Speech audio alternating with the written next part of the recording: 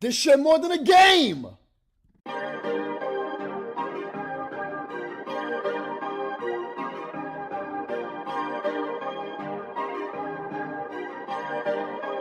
Perfect.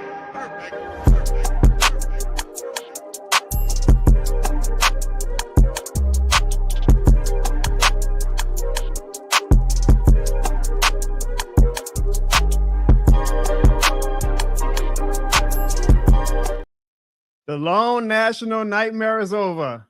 The smoke came out the Superdome today, and Kellen Moore finally named his starting quarterback for week 1 of the 2025 NFL season. Right, that it is. Spencer Rattler is the Saints starting quarterback for 2025. Is Spencer Rattler the starting quarterback for the full season is the question, though. If you're like me, you probably had the same initial reaction. Well, Kellen Moore is just starting Spencer Rattler for the first few games so he can take all the bumps and bruises while Tyler Shuck sits on the sideline, absorbs the game from the sideline so he can really get a feel for it, and then we'll throw him out into the fire in October, November, something like that, right? But isn't that unfair to Spencer Rattler? You see, it's not like Spencer Rattler is this grizzled vet that knows his role. Spencer Rattler is in the stage of his career where he's still trying to prove that he can be a starting quarterback for a team, not just for the first month of the season, but for the first few years of a season. He thinks that he can be a franchise quarterback. So my theory, my thought process was always, why are we doing this to Spencer Rattler if we don't truly believe he's that guy? By naming him the starting quarterback, I believe that Kellen Moore should have left that meeting room with all the other coaches saying that the guy that we're going to start in week 1 is the guy that we believe is our franchise quarterback or a potential franchise quarterback. We have no idea who's going to be our franchise quarterback. You can only go by production.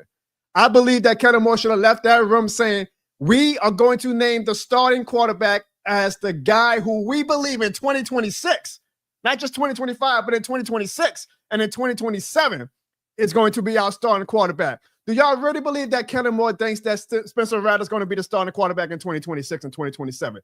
That is why I was in favor of starting Shuck, not because I'm a Shuck advocate, but because I'm like, well, Kellen Moore, you drafted him, stand 10 toes down on, and then stand by your guy, stand by your pick. So it's almost unfair to Spencer Rattler because it's like, oh yeah, we're just going to throw Spencer Rattler out there. Not saying that that's Kellen Moore's mindset. I'm saying that's what a lot of fans, including me, even some media members are saying that. Even some renowned media members are like, yeah, they're just going to let Rattler start it off for a few games, see how he does. And then when Shuck is ready, when they really feel more comfortable with Shuck, they're going to throw Shuck in there. But to me, it's like, well, how is that fair to Spencer Rattler? And this is not a waste of time. There's no wrong answer. A lot of things get lost in discourse on social media and conversation period. A lot of things get lost. Like, no, there's no wrong answer. It's not wrong to start Spencer Rattler. I'm not mad at them starting Spencer Rattler. I'm saying, Spencer Rattler, use these reactions as motivation because a lot of fans, a lot of media think that you are just the guinea pig for the team for the first month while the new shiny toy gets polished up and we throw him into the fire in October. So prove us wrong. Prove everybody wrong and say, no, I ain't no goddamn temporary starting quarterback. I'm the starting quarterback week 1, week 8, week 12, week 17.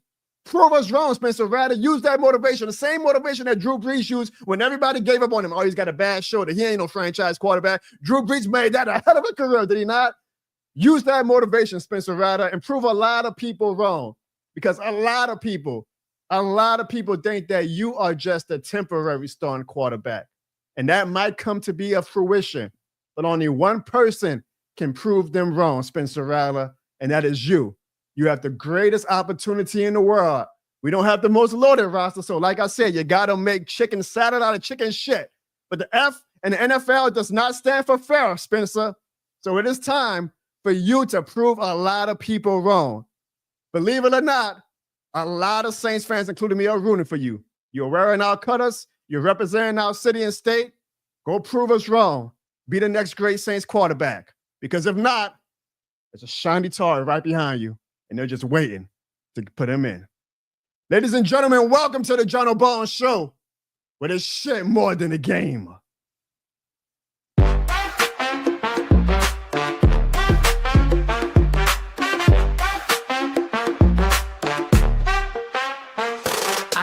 Yelling from the stands, I'm invested. Every loss served like a lesson. We Front porch talk turn to Sunday confessions. From dome to the block, it's all one connection. From Eric to Drew, Alvin to Cam, talk down on my squad. Boy, I be damned. I rap for the ones that never got fame, still yelling loud. This shit more than a game. Cause y'all know why. This shit more than a game. It ain't no lie. This shit more than a game. You know that's right. This shit more than a game. And y'all know why. This shit more than a game. Now I got Lil John sitting on my knee, teaching them young what it mean to believe. This bigger than scores, it's what we became. He gon' know off top, this shit more than a game. Clarissa in the back giving me all types of stress, but deep down she know the husband the best. She knows he's crazy, she know he's mean, but she know the kid 100% New Orleans. And y'all know why, this shit more than a game. It ain't no lie, this shit more than a game. You know that's right, this shit more than a game. And y'all know why, this shit more than a game. Yeah. When you see Jono scream, this shit more than a game. And when you see a Falcons fan, just call out for Jonathan. And yeah, this shit more than a game. New Orleans know this shit more than a game. Louisiana know this shit more than a game. Texas know this shit more than a game. Whole world know this shit more than a game.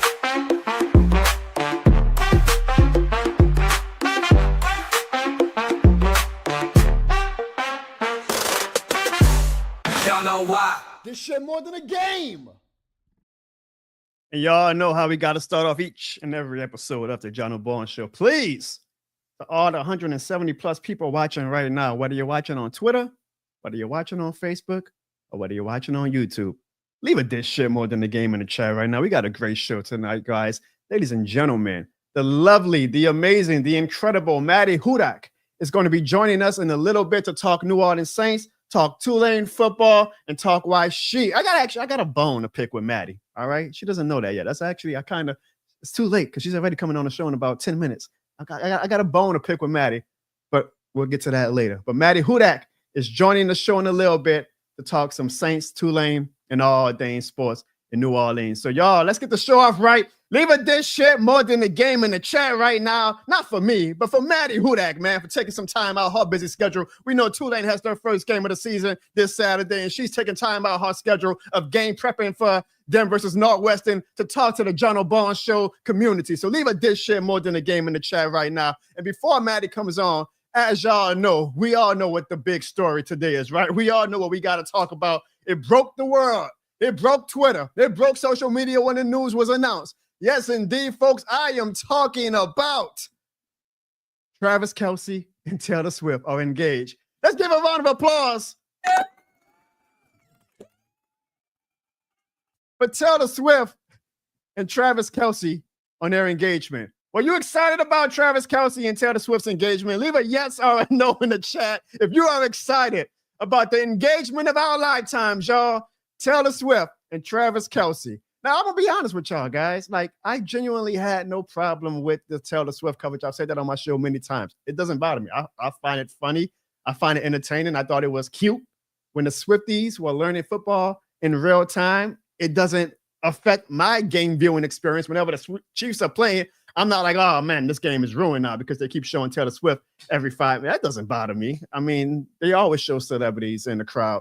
But all sports leagues, do they show Taylor a lot more? Of course, but she's the biggest pop star in the world. So I'm actually going to cherish it. This is likely Travis Kelce's last season, and Lord knows the coverage from Taylor Swift Mania is going to be even more than it was the past 3 seasons. So y'all better buckle up, because if y'all didn't like the Taylor Swift coverage before, it is only going to get worse. It is only going to get worse. But my audience is mainly Saints fans, so it's not like it should be making y'all lose sleep. I mean, we're not Chiefs fans. There's nothing really to get that rattled about. No pun intended. Speaking of rattled, y'all, yes, it is official. Spencer Rattler, the starting quarterback for the New Orleans Saints. He will start in week 1 versus the Arizona Cardinals. Now, y'all know I've been using my social media platform the past preseason games to get a gauge of the feel of the fans and see how they feel about who should be the starting quarterback. So in week 1, the answer was tied to Shuck, right? He had a better game against Spencer Rattler against the Chargers. And so the fans were like, oh, you know, Tyler Shuck is our guy. Like, granted, this is just a very small audience compared to the big old gumbo pot that is New Orleans. But 3,859 is not the smartest. I'm just saying. Then in week 2, Tyler Shuck didn't have as great of a preseason game like Spencer Rattler did. So the tide turned, and the fans were like, Spencer Rattler's the guy. We got to start him. And then in week 3, it's like my good friend Ziggy says, you can't make this up. I asked the fans who should be the starter going into week 1. It was 50-50, y'all, after 2,070 votes. You cannot make this up. Man, Saints fans were almost as undecided as Kellen Moore. You literally cannot make this up. It was dead even at 50% on my poll on who the Saints fans thought we should start in week 1. But Kellen Moore finally made his decision, and it was Spencer Rattler. And boy, let me tell you, this quarterback battle, y'all, it was not Joe Montana versus Steve Young of the 90s. Like, it's Spencer Rattler versus Tyler Shuck, y'all. But boy, some fans. And look at the quarterback comparison. This is the quarterback preseason stats for both quarterbacks. It was damn near identical. It was damn near identical. So how can one side be so, how dare you question if Spencer Rattler's the guy or not? And the other side be like, how dare you question if Tyler Shuck is the guy or not? I mean, it was literally a coin flip. Literally, it was a coin flip. Those guys performed. I had a tweet that was very popular, but it also made a lot of people, for some reason, upset. I'll get to that later. I say it was the first quarterback battle where both quarterbacks lost. No quarterback grabbed the bull by the horns. So it seems like in the end, Kellen Moore went with experience over potential. Even though Rattler did not run away with the job to me, which makes me go, well, why not start the top 40 pick? But at the same time, Spencer Rattler's what, 26 years old? He's going to be 27 by the end of the season. How much time can he sit on the bench? He's either the quarterback of the future or not. He's older than a lot of 3-4 year professional quarterbacks right now in the NFL. So he can only be on the bench for so long. We can only play he's a rookie, so let's set him on the bench for a while he learns. He's 26 years old. He either got it or you don't. But Kellen Moore made his choice. There was no wrong answer. There was no wrong answer. I'm not mad at Kellen Moore. If he believes that Spencer Rattler gives them the best chance, and even though they are in a rebuild mode, they're not going to acknowledge that. More power to them. But I do feel like if Spencer Rattler is not the guy that you really believe is going to be your quarterback in 2026 and 2027 and 2028, then no, we kind of just wasting our time with letting him start the first few games while 26-year-old rookie sits back and watch. I don't know. I'm just a fan. So y'all know I've been going through my call log index the past few weeks, and I say, man, I want to hear from professionals. I want to hear from the real analysts. Because contrary to popular belief, y'all, I am just a fan. I know a lot of fans get on my ass on Twitter and think that I'm a wannabe analyst. No, I'm a fan like everybody else. I just give my opinions, and I just happen to have a nice platform to do it on. But I want to bring on the professionals on the show to get their inside knowledge. They know way more than me. We had on the great Ryan Walker last week, and there's somebody that I've been trying to get on the show for a while for 2 reasons. One, because she knows her shit. She is this shit more than the game, certified to the core. But 2, I got a bone to pick with her. I'm going to get to that at the end of our interview. So y'all definitely got to stay tuned for the end of the interview. But I really wanted to know, not only because of her Saints expertise, but there's another quarterback battle going on in New Orleans, y'all, that some of y'all may not know. I know that LSU kind of dominates the headlines, but down at Yeoman Stadium, there's a nice little quarterback battle going on too. And Tulane has not officially named their starting quarterback yet. We all kind of got a feel of who it is, but I wanted to bring this next guest on to really see, because she's in the weeds. She's on the field every day. She's in the locker room. She knows. She's giving her expert analysis that y'all cannot find on other shows like that. So we are about to bring on this guest in about 30 seconds. But before we do, I need one favor from you Saints fans, because I see on the corner of my eye in the chat, a lot of Falcons fans have again infiltrated my live stream. And that's fine. I know how Falcons fans are. But do me one favor, Saints fans, before we bring on our next guest. Hey fans, hit the subscribe button in 3 seconds to make this Falcons fan sad. 3, 2, 1.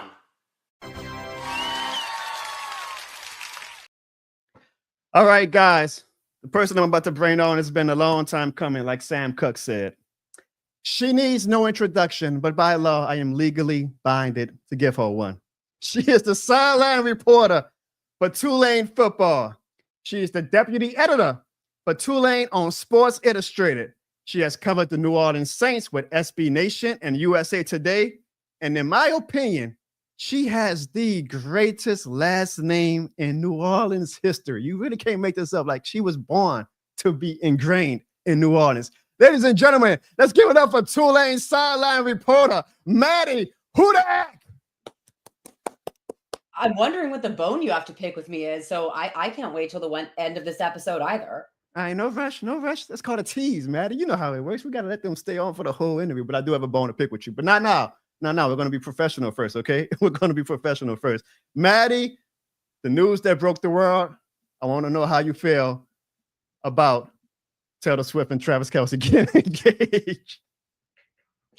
I think that all NFL fans will just absolutely love seeing a lot more of Taylor Swift on their screens after the announcement of this news. Are you a Swiftie, Maddie?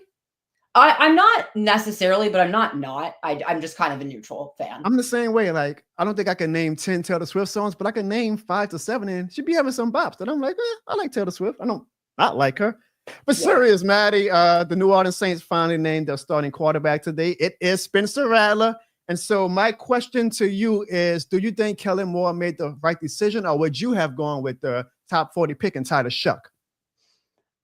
I can understand the logic behind it because honestly, when you look at the start of this schedule, if it's kind of a thing where both quarterbacks are just a little dead even in the race, people might have, slight opinions one way or the other. But I understand the rationale of going with the guy that's actually played at the speed of an NFL game where, yeah, you might have gone in with first string and played a little bit like that. But to really see a game out with first string guys, it's a completely different thing. And so I understand going with the guy that's established. And then also just kind of the psychology behind, if you bring in a new guy, I think it's a little easier to, if things aren't going well with Spencer Rattler, to bring in Tyler Shuck than kind of, unring the bell on Tyler Shuck, who you invested this much into. And then the question would kind of be, did you rush him out on the field and kind of hinder his development?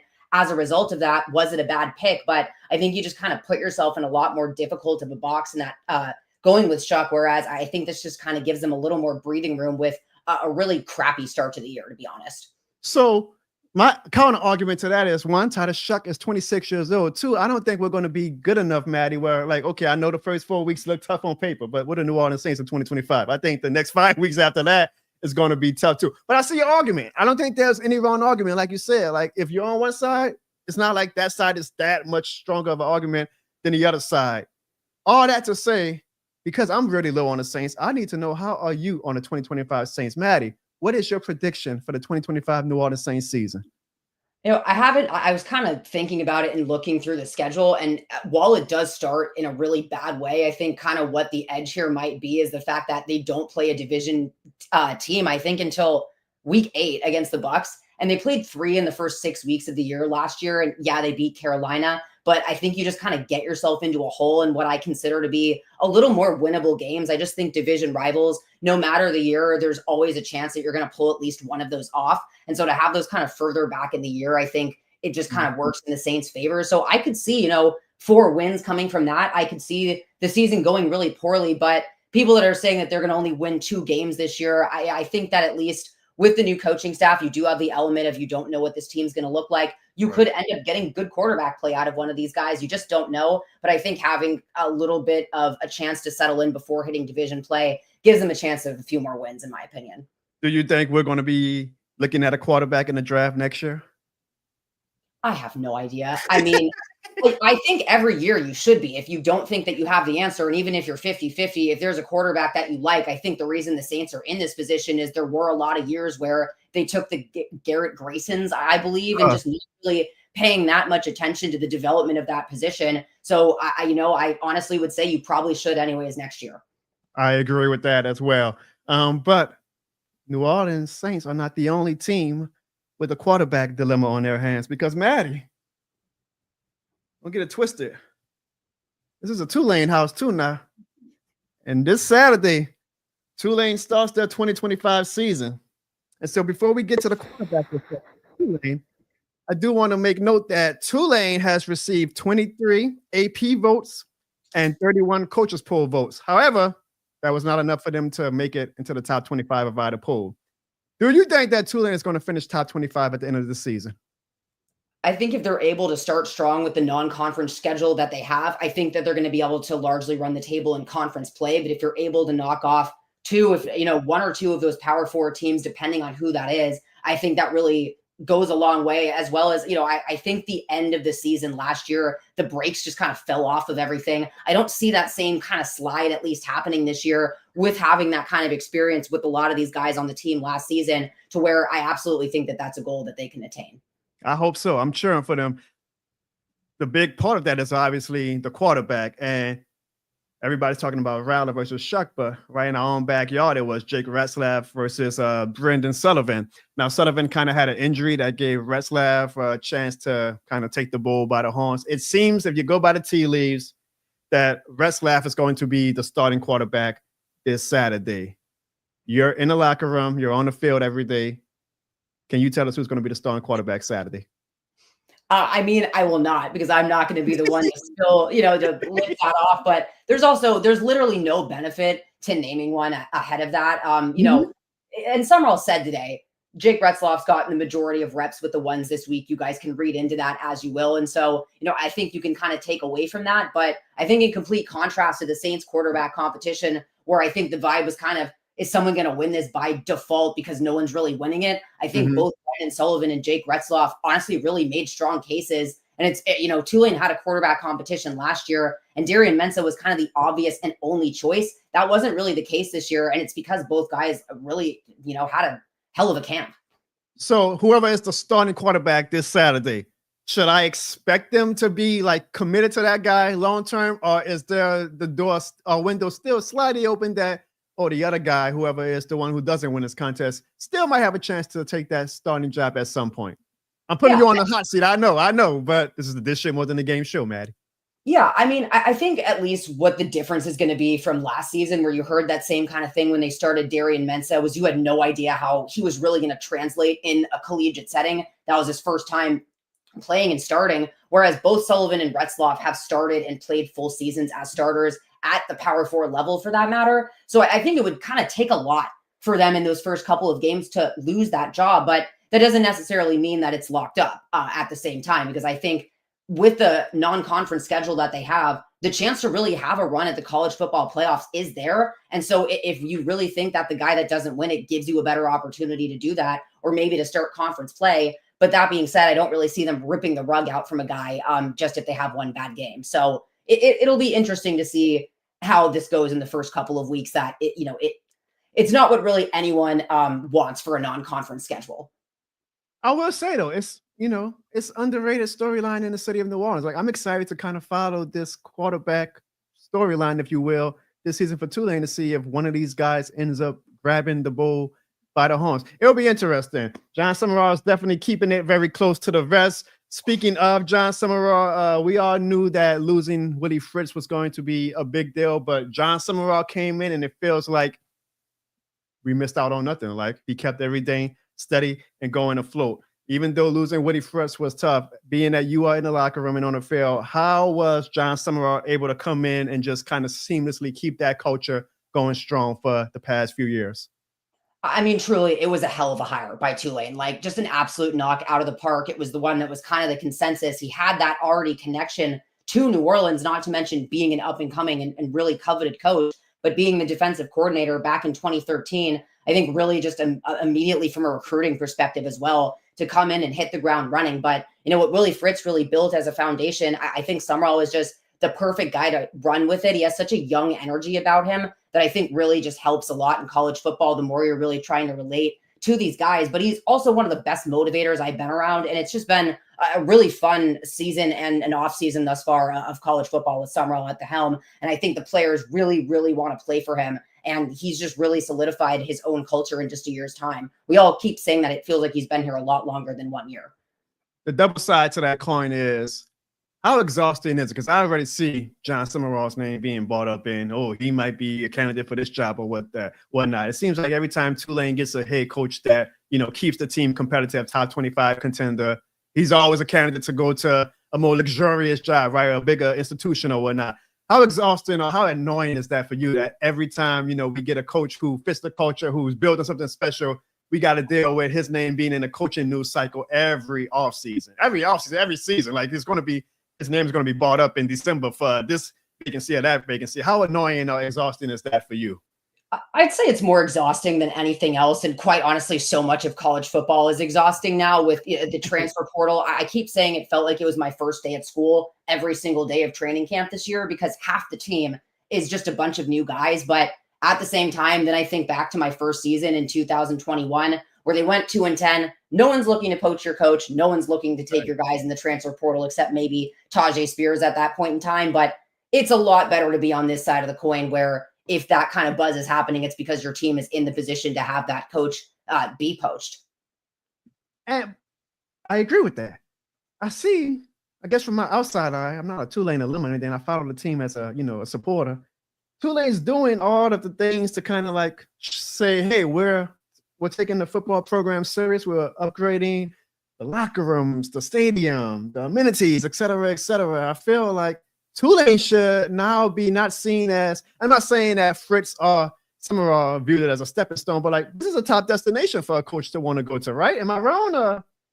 No, 100%. That's what I've kind of been saying. It would suck to lose Summerall. He's truly a hell of a coach. He is one of a kind, but this then becomes, like you said, such an up-and-comers place where you can really go out and get guys that have those traits that you really covet that, might not be ready for perhaps the power forward level, but are really there. And, including, quite honestly, some guys on his staff, you never know. Yeah, maybe you. The Tulane schedule starts this Saturday, Maddy. What is the most anticipated game, and why is it versus Duke and the return of Darian Minster to Yeoman Stadium? Yeah, it's such a unique, their football script writers truly did their big one with this, because just the odds of, I don't know the last time Tulane played Duke, and of all times, it's just really, right. I think that's going to be, you were at the AAC championship game, which I was going to say before. Pretty sure that's the only one you were at, and it's the only one we've won. So please keep that in mind when we end up hosting it at the end of the year to be available at that point in time. But, that was the best environment, I think I'd say. I don't think I've truly been in a hostile Yeoman Stadium environment that makes you feel like, I had two Ole Miss 12-year-olds told me to go F myself when I walked into the stadium in 2021. And I was kind of that's a badge of honor. That's a badge of honor. Oh, this is so wild. But just to kind of have that, I think at least for fans, that's really circled. For the team, I think honestly, they can't even think about week 3 at this point. But for, the entirety of people following along, definitely that game. But that also really undersells, an Ole Miss matchup that they've low-key kind of become, we've played them 3 times in the last, since 2021, weren't competitive that first time. There's definitely a question of, does Tulane win with Michael Pratt when they played them in 2023? And so that's also one that I really can't discount. Is the fan base feelings for Darian Minster, is it like Saints fan base Derek Carr level, or is it kind of like, some angst, but not crazy? I don't know. I think there is kind of that feeling of betrayal. I think a lot of that is aided by the fact that they were able to just kind of collect infinity stones and get all of these starters to come in and compete. And it feels like the quarterback competition is honestly better off because, look at it how you will, because of how they handled it last year, gave the opportunity to a redshirt freshman that really wasn't going to be in it in the first place, but really picked the best guy. And then, for better or worse, he did go and make $4 million in NIL. That, much like the head coaching job, makes the quarterback job really attractive as well. So, yeah. You mentioned, if I go to that game, I'll be booing my ass off. It's just this shit more than the game energy, man. You gotta keep it 100%. You mentioned when I did go to the AAC championship game. What a great time that was, huh, Maddy? What a great time that was. I am 1-0 at Tulane games. Now, yeah, and the most important game in Yeoman Stadium. So congrats. I'm happy that I vlogged that game, so that is always kind of in the historical archives of any Tulane fan that wants to ever go back and look at it. Look, I can't make any promises this upcoming season. I have a newborn, so he's kind of running my life right now. He calls the shots, but just know that as much as I will raise him to be a Saints and Pelicans fan, I will also raise him to be a Tulane and LSU fan, and then I'll let him, decide whichever. He might wind up going to, Miami or something. But I'm gonna try. I'm gonna try for you, okay? That's my promise for you. I got love for Tulane.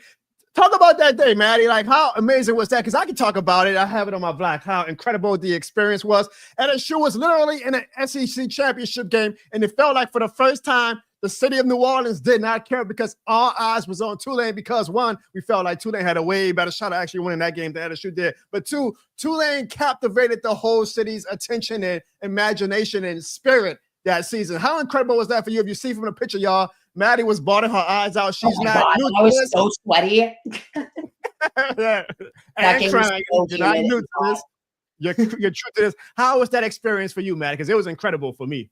I mean, that whole season honestly felt like a fever dream, especially because my first year, again, they won 2 games. And so that still stands as the greatest single season turnaround in college football history. But, you know, it was just so awesome that from the start of that game, it was like, oh, wow, Tulane's actually going to win this. Like, they came, they were ready, and they were the better team all 4 quarters. And to have, like, and there was a huge, like, rainstorm that day, if I remember correctly, and to see the whole stadium just be like full, I want to say like hours before the game. You know, earlier that season, we were begging people to come to homecoming, and we're like, Tajay Spears is going to the NFL. Like, you guys need to come and see him and sell out the stadium. And so to see that at the end of the year and then actually have that all culminate, especially knowing what came after that. But yeah, the moment that it kind of sunk in that everyone was like, you know, we were going to win, they were passing out the newspapers that amazingly, someone got our 2 players with 28 and 3 on there. I will always remember. I love it. And I absolutely grabbed one because it was impeccable. That really was, yeah, it was probably topped by the Cotton Bowl, but in terms of my Yeoman Stadium moment, I don't think that'll ever be topped. You took my next question, because sometimes as a Saints fan, I go back and forth like, okay, what night was better, the NFC Championship game when we beat the Vikings to go to the Super Bowl, or the actual winning at the Super Bowl? Because sometimes I just actually breaking that dam and saying, oh shit, we actually did it. Like, we're going to the Super Bowl is a strong feeling. The same way for the AAC Championship game today. It's like, holy shit, like Tulane did it. And of course, you know, we wind up going to AT&T Stadium and beat Caleb Williams and USC, which was an incredible game. And I can only imagine, I'm mad at myself that I didn't go to that game, Maddie, but I think 2 incredible nights, and I'm glad that you were able to experience it, that you'll be able to tell generations in the future about that special team that year. It's going to be an exciting season, Maddie. I am looking forward to seeing what Tulane does, starting with Northwestern this Saturday, and seeing what the quarterback battle turns out to be, and seeing things like Mensah's return to the stadium, seeing if we, as you say, can actually do some damage in the conference and set ourselves up for a bowl game. But enough about Tulane. Let's welcome to This Shit More Than a Game show, Maddie, where you have now officially entered This Shit More Than a Game dungeon. Okay, it's not all just sports. When I have my special guests come on the show, I gotta get them, you know, feet to the fire as well. So, are you ready for some of these questions that are This Shit More Than a Game certified? I have no idea what they're about to be, but absolutely. I'm gonna start off with a easy one. Maddie, give me your Mount Rushmore as a sideline reporter. I know that there's a lot of sideline reporters, sports analysts, play-by-play commentators that you kind of draw inspiration from. I remember, I think it was about like 3 years now, where you went viral for your passion for sideline reporting, how serious you take it, because I think it was Carissa Thompson kind of said that she fabricated some of our stories sometimes to just fill airtime or whatnot, and you kind of called it out respectfully, but say, hey, this is a serious job. We don't just, you know, fake it to make it, right? So I know that ultimately, though, when I saw that video, I was like, Maddie's passionate about this. She's not just, you know, this is an ends to a goal for her. She's very serious about her job. So if you could give me 4 Mount Rushmore recipients of sports media figures that you look up to, who would it be? Yeah, I was not expecting that to go that viral at all. That was like very bizarre. I just kind of was on one that day and decided to just let it rip. I literally can't think of the 4th person in my head, and it's driving me nuts. But I would say Laura Oakman, Aaron Andrews, and then Taylor McGregor. I absolutely love her. She is someone that works so many Tulane games and is always just like been the greatest person, but she's just such a baller and a badass, covers so many different sports, and really also teaches this like broadcasting school. Same with Laura Oakman. So I really just appreciate all those kind of initiatives that they do outside of their job. And you can't think of a 4th person? They're in my head and I can't think of them. And so I'm going to try to Google it because it's driving me.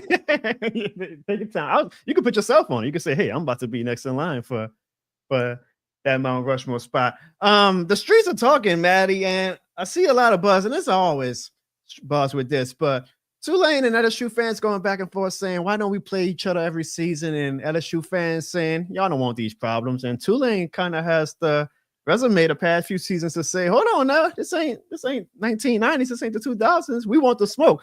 So I ask you, Maddie, would you welcome the smoke if they say, hey, we're going to start scheduling Tulane versus LSU on a schedule every season? I mean, absolutely. I think, why wouldn't you kind of play the schools in state and get that buzz going? And as Summerall said, you move it back to the Superdome, you sell that out. And again, absolutely, why not? All right. I like that. You're not afraid of, because some people might be like, nah, look, man, we got to make sure that we get that top 25 spot at a shoe game would throw it off. So I'm glad that you welcome the smoke. Absolutely. And I'll add Maria Taylor to my list of 4 because. All right, Maria Taylor's a good one. Maria Taylor's a very good one. That's a nice top 4. I almost feel bad because I feel like you're on that trajectory. So I'm like, well, how long does New Orleans have Maddy Hudak for? How long do we have you for, Maddy? As long as you guys will have me. I love being here. I mean, eventually you're going to get that call from, ESPN or a CBS Sports or something like that and say, hey, and you should take it if you do. If they call, when they call. I will say there is something about like being on radio and actually having like the ability to just like do analysis and be there with a team that like wherever I would end up going, I would absolutely miss. Yeah. You know what? That's a seamless transition. You're a professional because when you are on that sideline, there is nobody, and I'm talking about even on the coaching staff and football players, that is more than the game energized than you because Maddy, your game faces are absolutely incredible. And everybody, leave a this shit more than the game in the chat right now. Let's rank Maddy's game faces because if y'all see, Maddy does not play when it comes to the this shit more than the game levels on game day. So on a scale of 1 to 10, community, how do y'all rate Maddy's this shit more than the game energy when it comes to her being on a sideline? Because I love it. Look at that. Oh, good Lord, Maddy. Did the referee miss another call or something? Would that look? Good Lord, have mercy. Look at that, Maddy. Are you a sideline reporter? Or are you like the head coach? I love it, Maddy. Listen, my Mad Dog soccer days absolutely come out when I'm on the sideline. And I love that Tulane encourages it. Like they don't say, "Oh, Maddy, you're supposed to be a professional. This is a professional sport. Blah blah blah." They let you be. You be in a Maddy. You be in a crowd like. Not in the crowd. Or sometimes you might be in the crowd. You be on the sideline, like getting the crowd amped up and all that. On the benches, yeah. Yeah, like look at you, man. I'm scared myself, and I'm a Tulane fan, and I'm like, damn, I don't want to mess with Tulane. I don't want to mess with her. I know. I see them sometimes. I'm like, damn, Maddy, smile a little bit sometimes. No. That's an old, the old trope. You like hell nah, man. This shit more than a game. I love it, Maddy. The chat is all saying you are a 10 out of 10 when it comes to the intensity of being this shit more than a game, Maddy. Are we going to get some of these game faces this season? Oh, hell yeah. I was going to say, I'll see y'all on Saturday with Mad Dog back in action. I can't wait. When Mince and Duke come, what type of game face are we going to get? Are we going to get something like this? Well, how could you leave us? Are we going to get like the side eye? Are you going to kind of like walk him down? Like, yeah, talk that. What we getting for that game, Maddy? I'm going to study. Hey, it's going to be our first game under our new light, so it's going to be nice and dramatic. So I'm really looking forward to that. I'm looking forward to it as well, Maddy. All right, I do have a bone to pick with you. It is literally a 1 year anniversary of the day that we celebrated our specialty drinks at Blue Oak Barbecue, and how amazing was it for? Really? Yeah, my birthday was yesterday, and that was the day that we did the party. Oh my God. Oh wow. So, I don't blame you for having a bone to pick with me. Wow, I suck. I'm sorry. Happy No, belated not anniversary. Damn. Not that you forgot the anniversary or my birthday for that matter. No, it's not cool. It's not cool. You're busy. Hey, y'all play Northwestern Saturday. You got your priorities. I get that. My problem is I never really know what day of the week it is or the date of that day, which is really not an acceptable answer. But truly, every day is just its own blank slate in my brain. I'm the same way with a newborn now. Like the days just kind of blending. Well, I don't have that excuse, but. Well, you have the Tulane football season. You have the Tulane football season is starting excuse. But the bone I have to pick with you, Maddy, it's not that you didn't remember anything like that. No, it's more. A lot of people were saying that, John, your drink is good, but Maddy's is a little bit better. And I need to ask you, Maddy, because I know you had a taste of mine as well. So what drink was better? Was it Maddy's Hudak drink, or was it the this shit more than a drink? Well, I mean, it's Hudakery, which I came up with and I still stand by as the greatest name, and I need to trademark it for my eventual business. But I like your drink. I thought your drink was slept on. I obviously have to back my own horse, but like I did not necessarily agree with that discourse because I felt like mine was like very tart and yours was very refreshing. Did it have a mint component or am I making that up? Mine was It's like strawberry lemonade. Yours was if you wanted to take a nice stroll during the day. Mine was if you're trying to get up at night time. That's what the difference between mine. I'm gonna be honest with you, man. Lethal drinks at Blue Oak Barbecue. Man, like, shout out to MJ for giving us the opportunity. He's a wizard with that because it tastes really good, but like you literally are good with like one. I mean, you absolutely will have more. But can I be honest with you, Maddy? Can I be honest with you? Now that it's been a year, our drinks have been temporarily shelved for the time being. I do think yours was better. I was a little upset when I went to the party and I had some of yours. I was like, damn, she got a better one than me. I can't believe it. I didn't say that in real time. I was like, nah, this shit more than a drink. I love it. I'm honored that we got to share that experience together and the great time we had at the celebration for my drink and your drink. Finally, Maddy, this is the burning question that everybody really wants to know, even though we are very grateful to have your presence here on the John O'Bone Show tonight. What we really want to know is, where is the true MVP? Where is Mama Hudak? Dude, I can't wait to show this to her. She is absolutely cutting it up downstairs right now, making dinner. But I will let her know that she is wanted by the fan base. She will be at the game on Saturday. So, of course, man. Let me tell you. Want to see the goat, come to Yeoman Stadium on Saturday. It took me all of 28.3 seconds with Maddy's mama to see where she gets this shit more than the game energy from. Your mama is incredible. Tell her she's the true MVP. The only reason that we had you on the show, Maddy, we thought that maybe we might get a cameo from Mama. I'm joking, Maddy. You know we love you. She's the reason that I have my career in this industry. She was hustling and putting my articles all over the place until I made it up. So I've always said she's truly my Kris Jenner. That's amazing.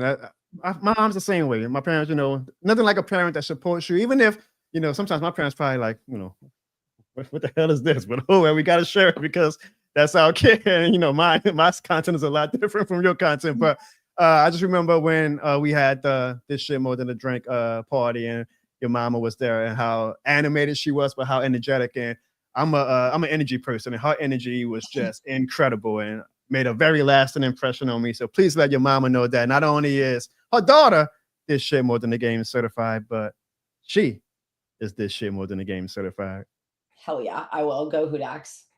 Maddy, we thank you so much. I know it's a very busy week for you as you get ready for week one. We cannot wait to see what you, Corey, Steve Barrios does.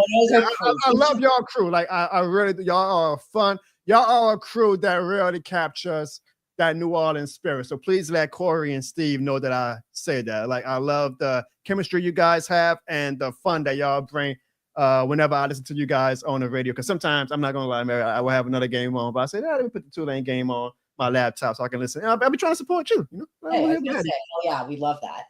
Well, we're looking forward to you, Corey, and Steve this season. We're looking forward to the 2025 Tulane season and seeing what you guys have cooked up. And Maddy, we are definitely looking forward to you continuing to thrive and be a budding superstar here in New Orleans at Tulane and wherever the wind takes you. I hope that you can start covering our New Orleans Saints some more, but I enjoy the things that you are doing for Tulane. Hey, okay. That's what we call a tease. Can you let everybody know where they can find you and all your great content at, Maddy?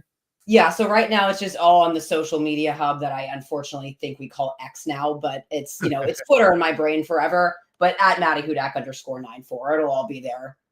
I love it. You have the greatest last name in New Orleans history. It's impossible for anybody to not know how to find you.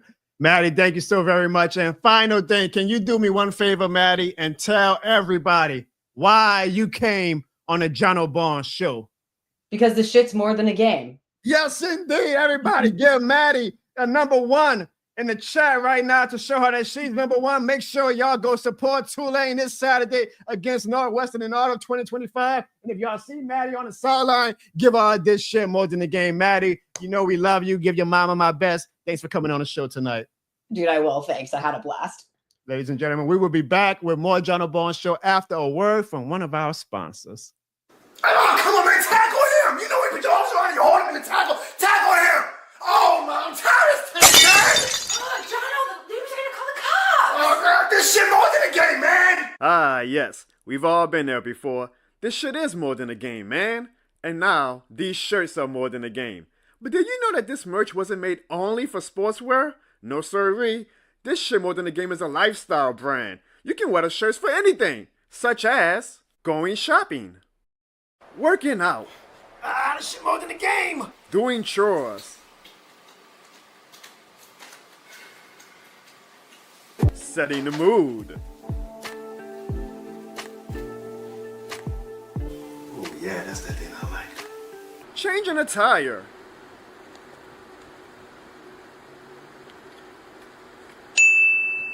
robbing a bank, Go, go, go, go, go. jumping a Falcons fan,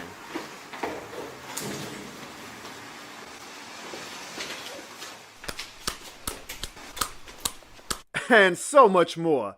So purchase your official This Shit More Than a Game merch today for the low starting point of $28.03 and let the world know this shit more than a game. Warning, please see a doctor if you feel you've gone too far with taking this shit more than a game. This Shit More Than a Game is not associated or licensed with any organization or entity except for John Bones LLC. This Shit More Than a Game is not responsible for any fights caused by the shirts. John Bones LLC does not promote or recommend violence of any kind unless it's at the expense of a Falcons fan.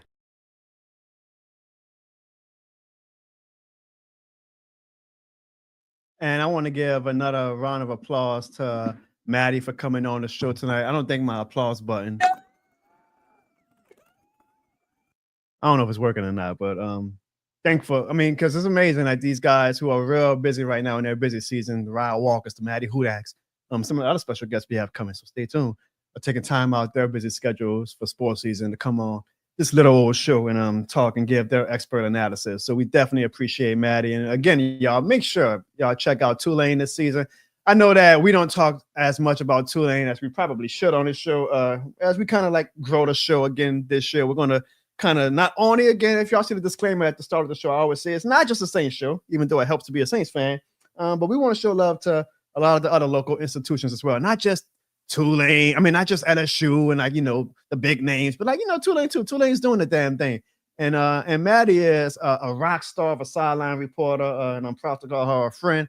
And even though she had a better drink than me, it's okay. The second version of This Shit More Than a Drink, I'm gonna show her. So thanks, Maddy, for joining the show tonight.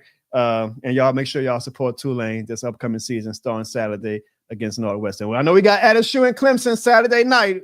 That's Saturday night. So Saturday during the day, y'all can check out Tulane versus Northwestern as well. Support both the schools. You know, I'm sure UL and all these other school fans are gonna get at me for not talking about their schedules too. I'm sorry, y'all. I'm one man. All right, but back to our New Orleans Saints, and right it is, y'all.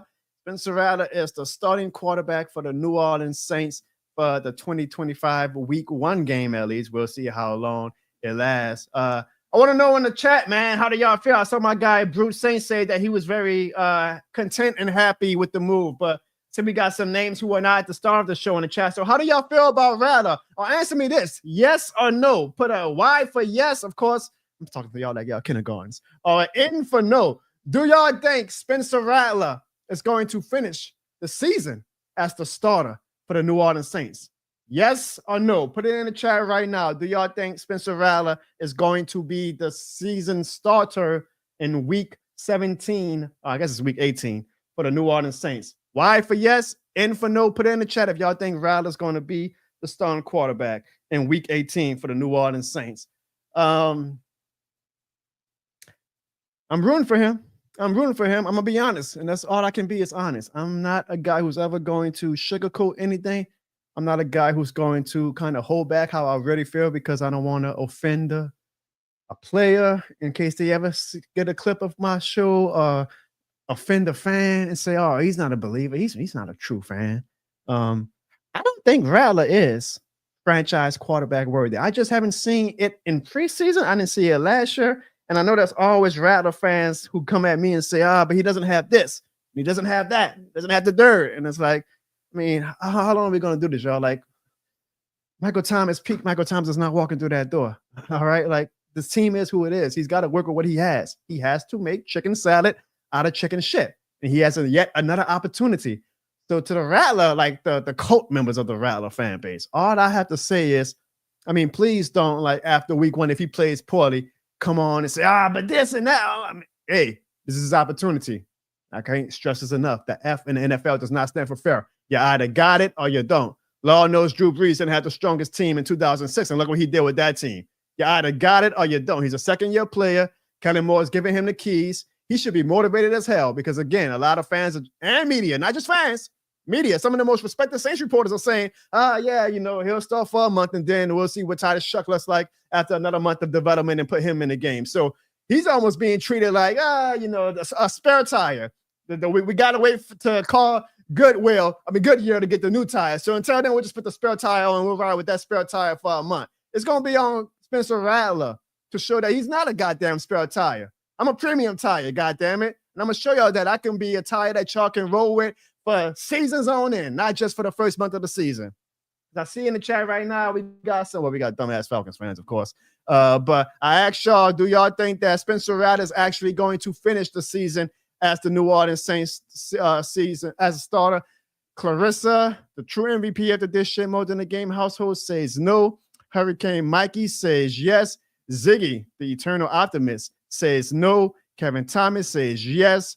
A lot of division, just like how Kellen Moore is undecided. Carl says yes. He thinks that Spencer Rattler will finish the season as a starter. Total Glock Boy says yes. He thinks that Spencer Rattler will finish the season as the Saints starter. I don't. I think that they are just biding time for Tyler Shuck.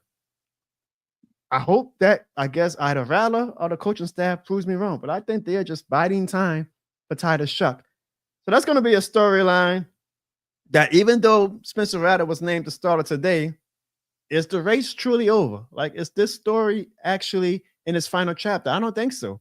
I think we're just at the halfway point, to be honest, because I think that Rattler has that object, a shiny object too, the unknown of Tyler Shuck over his shoulder.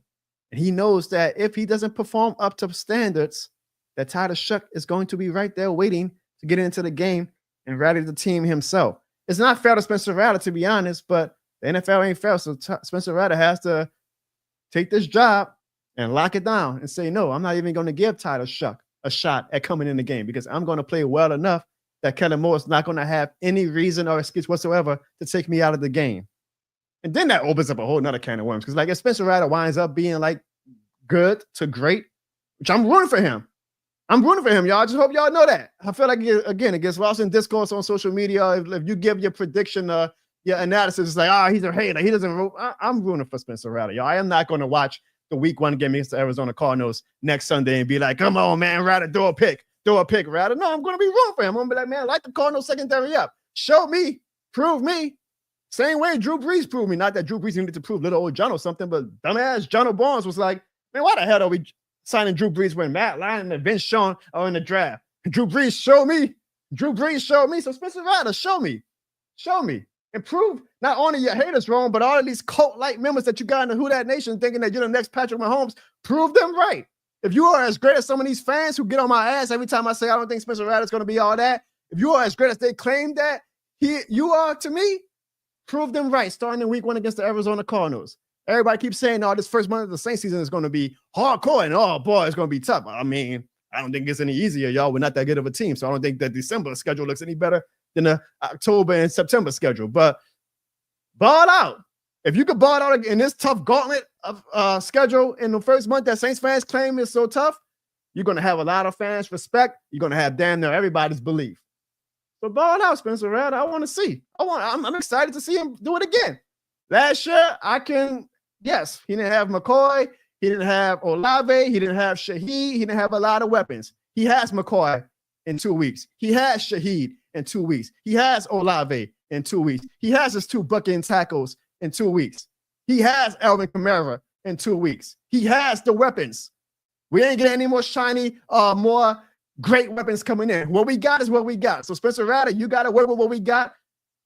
Prove us right and prove us wrong. I'm looking forward to it. I am looking forward to it. I will be cheering for Spencer Rattler. I hope that he is our next franchise quarterback, because then you go into the 2026 draft and you don't have to use a first-round pick on a quarterback. Do I think that's going to happen? No. Sue me. I'm sorry. I don't think it's going to happen. I don't think him or Tyler Shuck is the future. Okay. I think both of them are going to fizzle out this year. We're going to have a top pick next year. We're going to have some, not us, the coaching staff is going to have some uncomfortable conversations in the offseason about, okay, do we draft a quarterback again, even though we just drafted Tyler Shuck with a top 40 pick in 2025? That's my prediction. If I'm wrong, I get on the show. I would say I was wrong. I was wrong about that, stupid journal, because I'm not afraid to be wrong. But that's my prediction. But what I'm cheering for, well, Spencer Rattler's the week 1 starter. I'm cheering for Rattler to do the goddamn thing. And if he winds up not doing the damn thing and Tyler Shuck comes in at some point, I will cheer for Tyler Shuck to do the goddamn thing. And I can let Tyler Shuck or Rattler or the fans of them, or hell, if the family members want to come on and say, you dumbass, you was always down Rattler. You was always down Tyler Shuck. I would say, y'all got me. Get y'all victory lap, because I am not afraid to be wrong when it comes to a negative Saints prediction from John O'Barnes. Spencer Rattler was not the only big news to come out of the Saints land today. We made our official cuts for the 2025 season. And as you guys can see, let me remove this banner right quick. Some prominent names on there.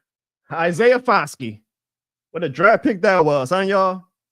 Isaiah Foskey, who, I mean, look, y'all, we thought it was bad with Marcus Davenport. At least Marcus Davenport had a few sacks every now and then. We thought it was bad with Peyton Turner, who, by the way, went on IR today in Dallas. Isaiah Foskey never gave us anything. Like, Turner and Davenport at least had flashes every now and then. Isaiah Foskey might go down as one of the worst Saints draft picks of all times.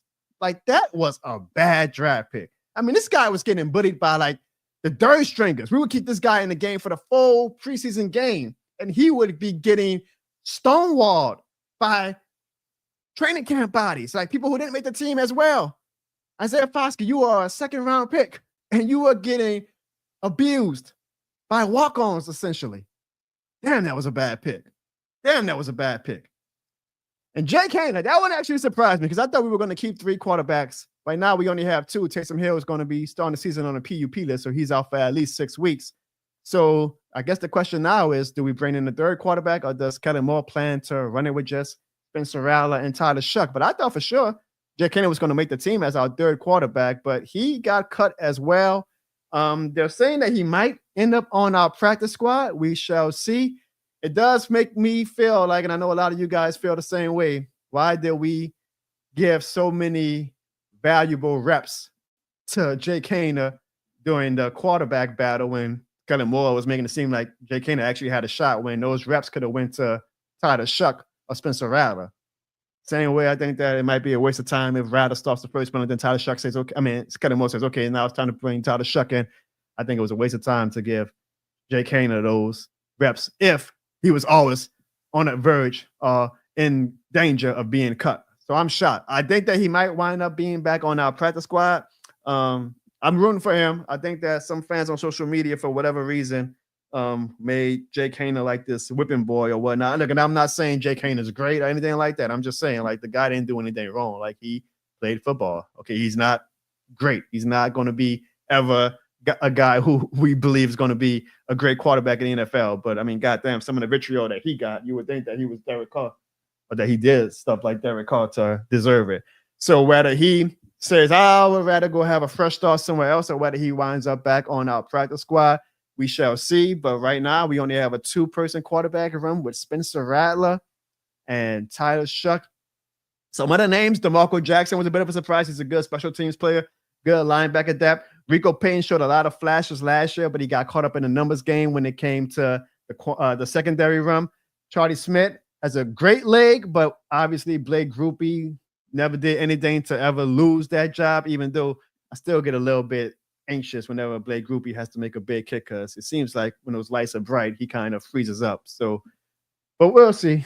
Blake Grupe obviously deserves shit. I ain't gonna lie, y'all. Blake Grupe might be our best player this year. I hate to say this because I think some of my family members are watching, but I got my fantasy draft Saturday, and Blake Grupe is like the #1 kicker on my list, because I'm like, the Saints probably ain't gonna be scoring that many touchdowns this season, so I might want to get an early lead on Blake Grupe, because he might be our best player this upcoming season. And Kevin Austin, but when we traded for the wide receiver last week, Bell, you kind of knew that a lot of these lower end wide receivers were on the chopping block. So, were there any surprises for you guys when it came to the cuts this year?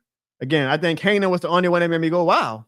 I thought we were going to for sure keep 3 quarterbacks, but none of these names were very surprising. I think Fadal Diggs could be a good person that hopefully if he clears the waivers would be a good person to store on our practice squad because he definitely made some plays in preseason that you can possibly see the potential. But let me tell you, losing Isaiah Foskey is a big picture of what is currently wrong with the New Orleans Saints. A lot of the national media is running victory laps about, oh, the Saints finally caved into cap hell, and this is the reason why the Saints are bad. No, the Saints aren't bad because of being in cap hell. The Saints are bad because we miss out on our draft picks a lot. And mind you, I'm a guy who kind of rings the bell a bit for Mickey Loomis in the regards of the draft when I'm like, all right, y'all, let's kind of look at it from a bigger picture and see how the Saints draft compares to other teams in the league. And I believe up until 2022, I think it was, ESPN did an article of each team's draft performance of the past decade, and the Saints were actually in the top 10. So I was like, all right, Saints fans, y'all might want to calm down a little bit. Yes, our draft picks don't always hit, but we're not like one of the worst teams when it comes to the draft. However, the past few years, the Saints have been pretty bad with drafting because tweeted from Fletch Mackel, as data analyst Jeff Asher says, and I miss Jeff Asher on Twitter, that's my guy, pointed out on WDSU, no NFL team has drafted worse than the Saints since 2018. So we had that amazing, incredible, historic draft class in 2017, and apparently it's gone downhill since. No NFL team has drafted worse than the Saints since 2018. We have only had 1 Pro Bowl player drafted. Damn, that's bad. Since 2018, and that is this shit more than a game, Mount Rushmore recipient Eric McCoy.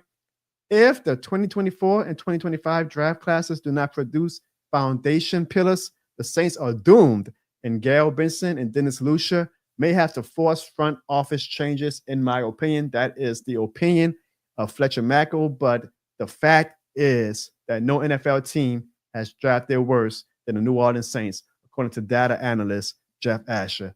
That is why the Saints are so bad right now. We have missed out on draft picks. You got Isaiah Foskey getting cut after 2 seasons. You got Marcus Davenport being picked over Lamar Jackson. You got Payne Turner and Dallas right now. We're missing out on defensive line players. Cesar Ruiz, we don't know how long his tenure is going to last, but he's not an all-star guard. He's not as bad as a guard as I think some fans make him out to be, but he's not a Pro Bowl level guard. We've literally only had 1 Pro Bowl player since 2018. That is bad, y'all. That is bad. I know we got players like Olave and Breezy who could potentially be Pro Bowl players, maybe Calvin Banks, maybe Fuaga. But the fact that we've only had 1 Pro Bowl player since 2018, and we got guys like Isaiah Foskey who can't even make it to 3 years in this league, that is bad drafting. And I don't know if you want to blame Jeff Ireland for that, if you want to blame Mickey Loomis for that, I don't know. But I will say this. We can't keep doing the same song and dance if it doesn't get better. Okay, if the Saints are in the same spot in 2027, then Kellen Moore needs to be on that hot seat. Mickey Loomis probably should be gone, to be honest. I know that he's probably never going to be gone because him and Gail are like lock and key. But changes need to be made. You cannot keep running the team like this. You don't have that Drew Brees and Sean Payton shield to protect you. Now, maybe Kellen Moore winds up being great, and all this is for nothing, and we finally are looking at the light at the end of the tunnel. But if we have any reason why we are in the spot that we are in now, and the national media and maybe even opposing fans are going to come in and say, it's because y'all kept kicking the can down the road and y'all kept making y'all salary cap go to further and further. No, it's not the salary cap. The salary cap does not matter if you are drafting well. The New Orleans Saints are not drafting well right now. We can only hope that this draft class in 2025, and we'll see what the draft class looks like in 2026, given our season projection. We can only hope that those can jumpstart the team again.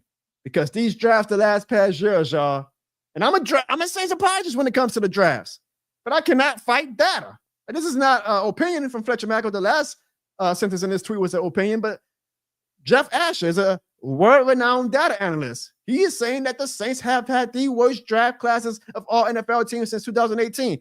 That's why everybody got us picking first next year in the 2026 draft, because we have had bad drafts. So we don't have any foundational players. Right now, our foundational player is Chris Olave Kelvin Banks, and Fuaga.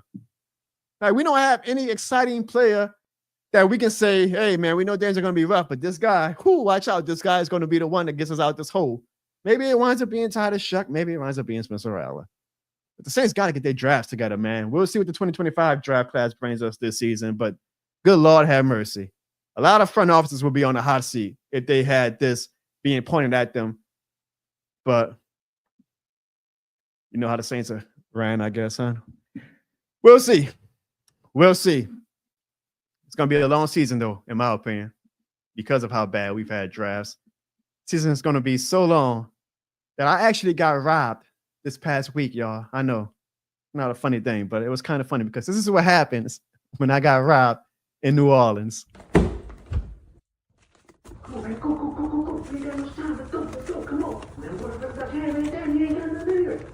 What's that? Yeah, it's an envelope. Open it. Look, this ain't no money. This goddamn 2 tickets to the Saints game. Ain't nobody trying to see no damn Saints game with Tyler Shuck and Spencer Rattler. What the hell, man? Where the money at? Shit, go. I had 2 Saints tickets when they got robbed. I came back to my car and they had 4 tickets in it. It's gonna be a long season, y'all. It is going to be a long season.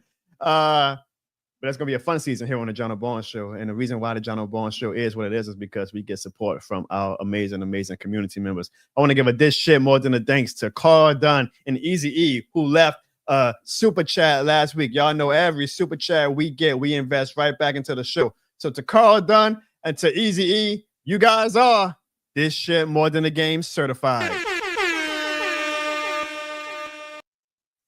I also want to show some love to everybody who left a super chat today in the live stream. So let me go to my super chats while I was interviewing Maddy. To everybody's favorite temporary co-host, shows up when he wants to. I love you, Ziggy. Ziggy the Beast didn't even say anything, just left a $5 super chat. I can't believe this. My cuz Evan left a $2 super chat. He didn't even leave a comment. Why y'all not leaving comments? I mean, if y'all leave a super chat, it's for y'all to get priority over all the other chats in the community. But I guess I don't know if that's Evan's way of trying to like put the season like, hey y'all thought y'all forgot about me. I'm coming soon. Watch out. You know, like a trailer for a horror movie. He's kind of like planting his seeds like dun. He awaits. He'll be here soon. But thanks to some of the co-hosts of the John O'Bourne Show for leaving super chats. We even got a super chat from a Falcons fan who says, rise up, ho. And at least, look, if he's going to talk trash, he used the proper way to spell ho. So, Juddy Bear, I got some things about the Falcons that I think I'm going to get to next week when we do our official 2025 NFL season preview and Saints season preview. And, of course, to the king of super chats, Group Saint. Well, also, is this like today is the day of just leaving super chats and no comments, but he leaves a $10 super chat, and Bruce saying that is why you are forever this shit more than a game certified. I appreciate you guys. Thank you for the super chats. Know that all of you guys are Steph or Juddy Bear and Evan. This shit more than a game certified.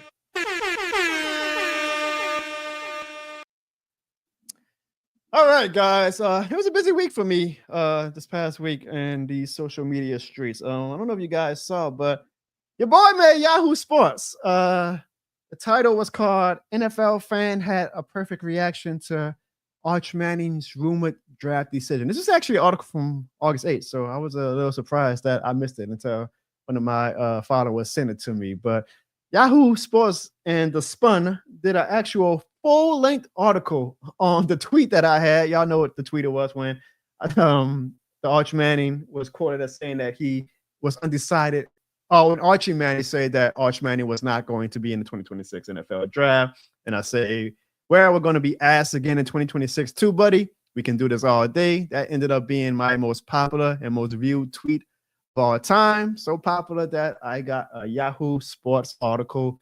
They call me NFL fan. I wish I would say, I guess I'm an NFL fan. I don't want to get the NFL too much love after the no call, but they could have put Saints fan. I'm glad that they thought that I had the perfect reaction to Arch Manning's draft decision. And Arch Manning has since come out and said that, hey, I love my grandpa, but you don't speak for me. I haven't made my decision about the 2026 NFL draft yet. So we will see what will happen because Tyler Shuck's agent, after it was made official that Spencer Rattler was going to be the starting quarterback in week 1, simply tweeted out, "I like the plan." This is from Tyler Shuck's agent saying that I like the plan, handshake agreement.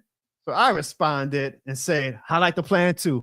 And as a Photoshop of Arch Manning in the Saints uniform. Hey, you could call it illogical, you could call it stupid, but I am on the Arch Manning train. I'm sorry.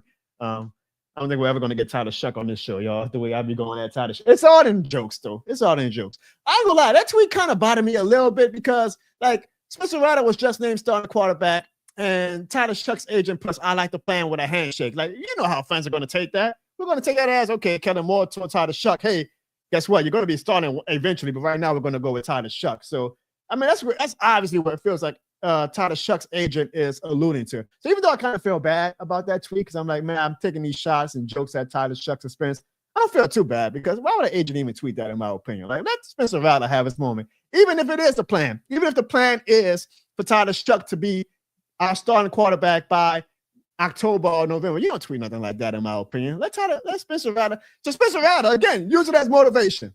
Use it as motivation. Because again, I don't know, a lot of fans were saying yes to the question that they think Spencer Rattler is going to be the starter for the full season. I mean, if you go by the tea leaves, if the agent is tweeting out these subtweets saying, I like the plan, handshake, how else can you take that? But him kind of saying, hey, wink, wink, Tyler Shuck's going to be the quarterback eventually, y'all. But right now, the plan is to let him sit on the sideline. So I feel bad about my tweet in response that obviously is doing numbers, but I don't feel too bad about that tweet, because I'm like, well, the agent probably shouldn't have even tweeted that in the first place. But I did enjoy making Yahoo Sports. I was like, look at little Jono, boy. That's what I tell y'all, man. Like, I don't have the biggest YouTube audience. My show isn't the most streamed Saints show out there. But you'll be hard pressed, y'all. You'll be hard pressed to find a Saints fan who has as much traction right now as your boy. I appreciate that. That's because of all of you diehards right there, man. I appreciate that. I enjoyed making the Yahoo Sports article. Little old Jono. I need to start getting paid for that, though. I hope you guys were able to catch me on my guy Tracy in Chat Sports for the New Orleans Saints show last week. I did his show. He has an amazing Saints audience. I see some people in Trace's audience who are now in my audience now, and I appreciate all of you guys who kind of came over and enjoyed my chat with Trace last week. But not everybody did. There was a lot of people in Trace's audience who I guess were astounded that this guy, for as much traction as little old Jono has, believe it or not, there are some Saints fans who have no idea who the hell I am. And they were astounded that Trace would have someone on his show who would come in and say, I don't believe in Rattler. I don't believe in Tyler Shuck. And I believe Tyler Shuck should actually start, even though I don't believe in him because he was used as a top 40 pick. And I can't believe this guy is being so negative about the Saints, saying, I just want to say one last time before the start of the season, you can't accept me at my this shit more than the game when I'm champion the team if you can't accept me at my this shit more than the game when I'm being honest. The reason why I feel like I even have as much of an audience as I do is because I'm raw, I'm transparent, I don't give no bullshit. I don't try to save face. I don't try to hold back my tongue because I'm like, oh man, but this might, ruin my shot at this opportunity or that. I'm going to come on here and speak my truth. It's a lot easier to speak your truth than to be living in lies. My dad always said, speak your truth. It's easier to speak the truth than to live a life for the lies. So I never get on here and say, oh, I think a player's going to be better than I really think he's going to be, because I don't want to make the fans mad, or I don't want a family member of that player to see my stuff or anything like that. I'm going to come on here and I'm going to say what the hell I got to say with my full chest. And if I'm wrong, I'm wrong. I don't mind anybody coming back and saying you were wrong. Hey, you got me. I never pretend to be an analyst. Trace, as much as I love my guy and his the platform he's built, he had a lot of those, roo, rah, rah, Saints fan born, Saints fan bred. When it's all said and done, I'm going to be a Saints fan dead. So when I came on the show talking about something, we might win 4 games, y'all. What? What is this guy saying? He's not a real Saints fan. He's a fake Saints fan. He's a negative Saints fan. Hey, Trace, get him off the show. He's a negative Saints fan. Now I want to give a shout out to Jerry, to Sandra, and Sonia, because they were holding it down for me in that chat when some of these rabid Saints fans were acting astounded that our team might not be good this year. Or they were acting astounded that I wasn't praising and saying, oh, y'all, Spencer Rattler's going to be the next Patrick Mahomes. They were like, oh, my God, how dare this fan not believe in us? Man, get out of here. I'm never going to get on a fan for being positive. I welcome it. Be positive.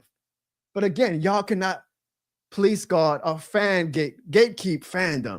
If a fan is negative, you want to call it that? If a fan is not as high on the Saints as you are, that doesn't make him a fake fan. That doesn't make him a negative fan. He's speaking his truth. If the Saints were like with Drew Brees right now, we were going 13-3, and I was coming out here saying, if y'all know we ain't going to do anything in the playoffs, call me a negative fan. Yeah, we're 13-3. Absolutely, I should be championing the team. We have not made the playoffs in 4 years. I am not going to get on anybody's platform, damn sure not my own platform, and act like the Saints are the shit. Because right now, we are shit. We are not the shit. We are shit. If you don't like that, that's a personal problem. I am not going to change who I am, no matter what platform. I'm going to say that one last time. I don't care what platform I go on. The ESPN Sports Radio interview, if it's on Trace, who has an amazing platform, any other Saints YouTuber has me on the show, if their fan base or audience is like these rabid, hoorah, Saints, yeah, come on, we got to ride it together. You ain't going to get that out of me if the team ain't worthy of it. The team becomes worthy of it, I promise you guys, I will be the biggest Saints cheerleader of all time. Had I had the platform in 2017 and 2020, they would have called me the biggest Saints ass kisser in the world because I was singing the praises of Sean Payton, of Mickey Loomis, of everybody. That's why I'm kind of shocked that Sean Payton blocked me because I was carrying that man's water on Twitter. I was going at every national media expert. What the hell are you talking about Sean Payton is this or that? You don't talk about the Saints. We're the best goddamn team in the league. When a team gives me a reason to champion them, I champion them. Until they give me a reason to, I'm going to speak my truth. I just want to let that be known. Because there are some fans on Trey's show and then on Twitter. Jono, how dare you question the trade? You know, we traded for our 4th round pick for the Denver Broncos, wide receiver Val. How dare you question that trade? Because I'm questioning it. I don't think the Saints in 2025 should be in a F them draft picks position. I think the Saints are probably going to be picking top 3 in 2026, which means that 4th round pick can arguably be a top 100, top 105 pick. Sorry if I'm not willing to give that up for a 7th round wide receiver last year who played well. I've had every argument thrown back at me about why they actually was not a bad trade for trading for Val for the Denver Broncos. I get it. I've seen every argument. I promise you. I still think that Mickey Loomis kind of gives a little bit too much out when it comes to trades sometimes because we don't know who he was battling when it came to the services of this Denver Broncos wide receiver. Maybe some other team was only offering a 6th round wide receiver. So why do we got to give up a 4th round wide receiver when that 4th round pick might be a top 100 pick? But if Val winds up being great, I promise you I will get on this show. I will get on the show and say, well, goddamn, I overreacted to that trade. Fans were like, Jonathan, man, you're negative. Jonathan, what's wrong with you? Why you being so negative? Because the Saints haven't made the playoffs in 4 years. What you mean why I'm being negative? Jonathan, you're using your platform. You're making Saints fans stupid. Well, if any fan out there is basing their opinion off of what John O'Barn says, 1, hey, awesome, thank you. I'm glad that you put that much stock into me. But 2, they also might want to analyze, feel how you feel. I love a good, healthy sports debate. I'm never going to call a fan stupid. I'm never going to, say you're not a real fan because you feel differently than me. It's sports. It's shit more than a game, but it's sports. I welcome all sports. I love sports debate. It's sports. It's not politics. It's not life or death. It's not our livelihoods on the line. It's sports. Debate with me. But you ain't got to call me a fake fan. You ain't got to call me, you're trying to be a Stephen A. Smith wannabe. You're trying to just be a talking head. Well, I don't know what to tell you. I speak my truth. Got me this audience so far. It's got me articles on Yahoo Sports. Sue me. I'm not going to change up to try to make somebody happy or to try to make the Saints organization happy or to try to, open myself up to doors for networking or anything like that. What you see is what you get. What you see is what you get.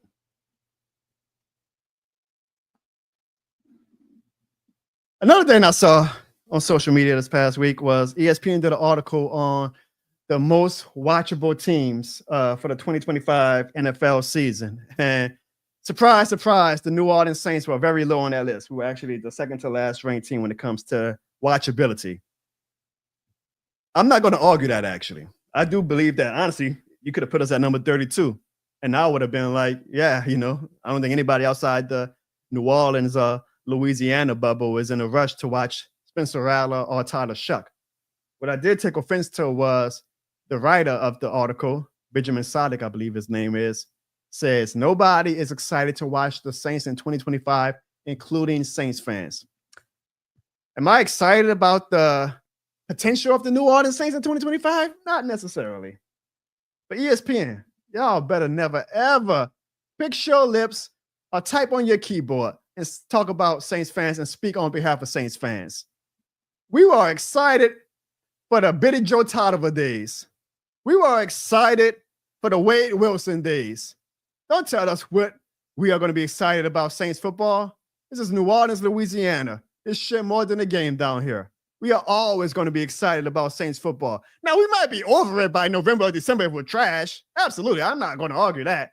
But you can never speak on behalf of Saints fans. Until you come down and be in this culture and be in New Orleans and feel what a Saints game is like, feel what the Saints mean to the city, you're probably going to get a lot of those type of stories this upcoming week with the Hurricane Katrina anniversary.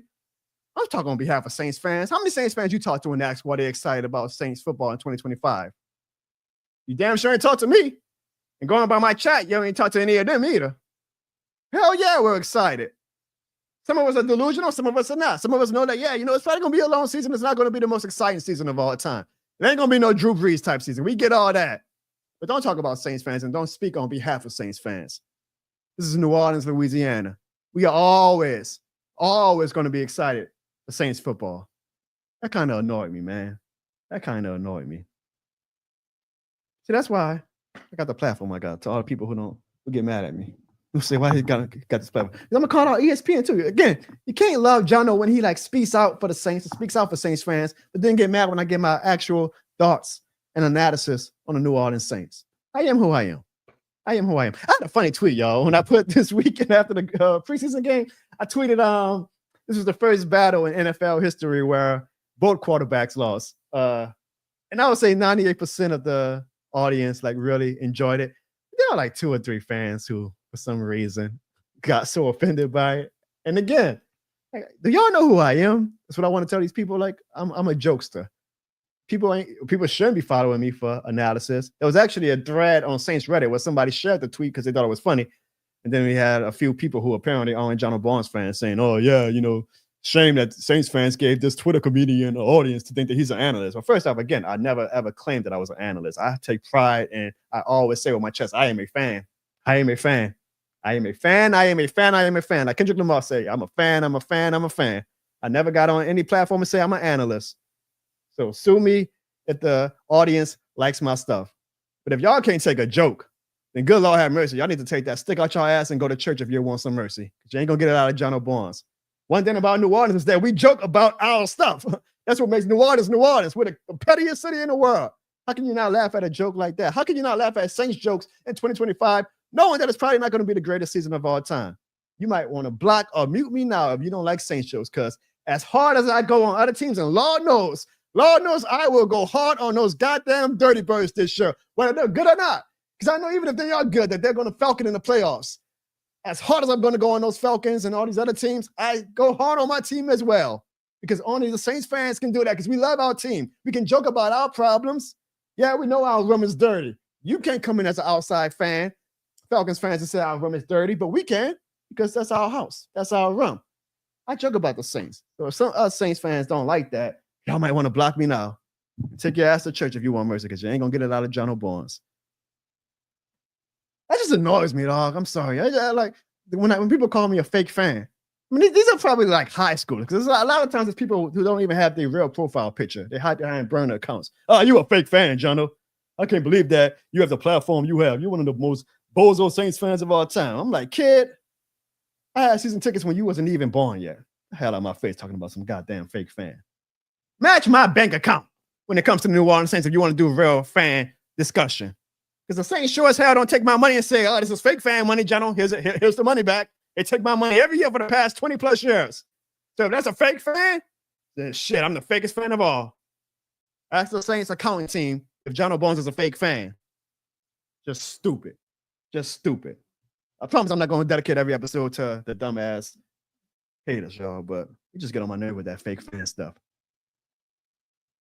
I'm riled up, y'all. It's football season. We're close. We're close. I can feel it. Y'all hear that? This shit more than the game tone in my voice. We're close, man. We're close. I can feel it. I love it. Maddy got me fired up. I got my this shit more than the game face on right now. I got Arizona Cardinals on the menu. I tell you, even though I'm very down on the Saints right now, come kickoff time in 2 weeks, oh, the Cardinals, that's y'all ass. That's y'all ass. That's another word from one of our sponsors, and then we'll close up shop, and I will preview next week's episode of the John Bond Show. Here's a gift just for you for being a fan. Are you going to a sports game or a concert or any major event? Well, buy your tickets from SeatGeek and use the promo code JOHNO at checkout, and you can receive $20 off your purchase over $50. That's $20 off your purchase. What are you waiting for? You know this shit more than the game, man. So I want to thank everybody for joining the show tonight. And thank you to everybody who has been following me on social media. I went over 5,000 followers on Instagram today, y'all. I'm getting close, y'all. I'm about to be a real influencer. I keep getting people on Twitter saying, "Oh, you're a Saints influencer." I'm about to be a real Saints influencer. Then if I get them Instagram followers continue to go up, y'all gonna see me on the beach in a this shit more than the game Speedo and say, "Oh, that boy John is an influencer now. He's a real deal influencer." I got 5K followers on Instagram. Give me about another 5K more. That's when the money starts coming in. So watch out. We building something. I think it's going to be a fun season. I'm looking forward to it. We're going to preview the season next week with a very special guest. Do I want to reveal it now, or do I want to wait? I mean, I might reveal it by tomorrow, so I might just give y'all the head. We got 4 super chats. I feel like I should reveal it, y'all. Me and my homie, Hold the Mayo. If you don't know Hold the Mayo, then you must be living under a rock. He's probably the biggest New Orleans influencer in the city right now. Me and Hold the Mayo, we did our preview show last week. Streets loved it. We said we got to run it back. He's actually going to LSU game against Clemson in South Carolina this weekend, so he can come on the show next week and speak about his experience. I can't wait to see the content he has. Me and Devin Snow. You got it right, Jerry. We're doing it live this time. Last year we did it. We filmed it at his incredible production studio. And I wind up because life gets in the way. I mean, we filmed it like 2 days before the season started, and I finally got a chance to post it like in week 3. But that's because it's hard to edit. I'm a one-man team when it comes to my production. This time we said, well, thanks to my newborn, I said, what, let's just do it live. And hopefully you guys show out in the chat next week. Hopefully his audience comes in because he has a huge audience, and me and him are just going to do what we always do. We're going to be raw. We're going to be real. We're going to be ourselves. We're going to talk Saints football. Falcons fans, if y'all think I'm bad, y'all might want to search Hold the Mayo right now on all your social media platforms, because I know he'll have some heat for you dumbass Falcons fans as well. We're going to have some fun next week on the John Bone Show, and me and Devin get together and talk the 2025 New Orleans Saints. As far as my other, my family and those co-hosts, I'm hoping that they can join at some point so they can preview the season too. But maybe we'll get Ziggy and Sean and all them back for week 1 at least. Like, remember the over/under, right? Just in case, my actual team on the John Bone Show, we got Evan at 4 episode appearances over/under. I'm going under for that. We got Sean at 3. I'm going at a draw, but we'll see, because every week Sean texts me, when the season starts, John, I'm on there. When the season starts, I'm on there. Okay. We got Ziggy at 10, which is a high number. I'm a little questionable on Ziggy right now. Technically, he's done 1 so far, so we'll see if he gets to 10. But I think I might have to go under, But I love them. But I hope you guys have been enjoying the special guest format that we've done the past few weeks in the meantime. And if you guys do, before we log out, let me know. Do you guys enjoy the special guest segments we've been doing with Ryan Walker and Maddy Hudak and Devin Snow next week? Do y'all want more of that? Give me a yes, or give me a no if you want, just more of me just speaking into the void and just rambling and whatnot. Let me know if you like the special guest segment, because if y'all do, and the numbers seem to say that y'all do like the special guest segment, we'll do more of that. I have been blessed to, I guess those fans are right. I do have a great platform, because I've been blessed to become friends with a lot of Saints media and reporters and things like that. Some New Orleans renowned people that I can bring on more guests. And I try to do that to reward you guys, give you guys a reward and gift for y'all loyalty to this very small, but very passionate and very impactful show. So I see y'all in the chat saying that y'all enjoy the special guest segment. So we're definitely going to keep doing that, bring on some more Saints reporters, Pelicans reporters, LSU, Tulane, other states, other schools around the state. I got love for all things Louisiana. So I'm more than happy to, if they think that my platform is something that is worthy of amplifying what they're doing, I am more than welcome to have them on and do stuff. All right. Yeah. All right. I see y'all like it. So we'll keep rocking with that. But we're gonna have fun, and we're gonna do it the this shit more than the game ways. So I appreciate you guys. Big week again. Make sure y'all support my girl Maddy and Tulane. What's the schedule at? Against Northwestern Saturday. I got Tulane winning that game comfortably. I'll be rocking my Tulane stuff.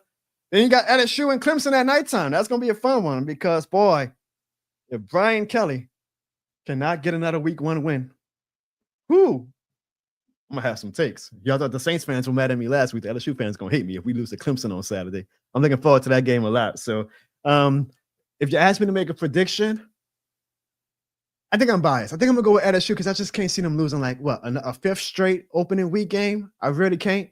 But that's biased. That's 100% biased talking. Like Clemson is probably, arguably right now, the better team. If you take off your glasses, your rose-colored team glasses. But I just feel like Brian Kelly is going to have them ready. He better. Because if they lose Saturday, y'all, be ready for that Twitter rant. Make sure y'all follow me at John Bones on all social media platforms. And finally, guys, I know that for some people, this is a very impactful week. This Friday is the 20th anniversary of the Hurricane Katrina anniversary. Some people enjoy the documentaries and the testimonials from Hurricane Katrina remembrances packages and whatnot. Remembrance packages. Some people hate it. Some people don't want to relive it. Some people don't want to watch any of the documentaries anymore. They say we've seen enough. We know what happened. All I say is let people deal with it the way they want it. The same way I always say let fans fan how they want to. Let people deal with the Hurricane Katrina anniversary commemoration, whatever you want to call it, the way they want it. So if some people want to take part in the celebrations and in the testimonials and in the documentaries and in the presentations that's coming this upcoming weekend, let them. They have every right to grieve how they want to. Some people want to avoid that if they think it's stupid, if they think that we don't need to be reminded of what happened 20 years ago, let them. They have every right to grieve how they want to grieve. You don't have to be superior to anybody when it comes to that. So I know I have a big New Orleans audience. I know a lot of us went through Hurricane Katrina and have our thoughts on that experience. At the end of the day, y'all, 20 years later, what I say is we're all here, right? We're all here. We're all healthy. We're all thriving. We all survived. We all survived. And that's the most important thing of all, that we all survive. Because New Orleans always survives. Louisiana always survives. And y'all know why? Because there's shit more than a game. See y'all next week on the John O'Bowen Show.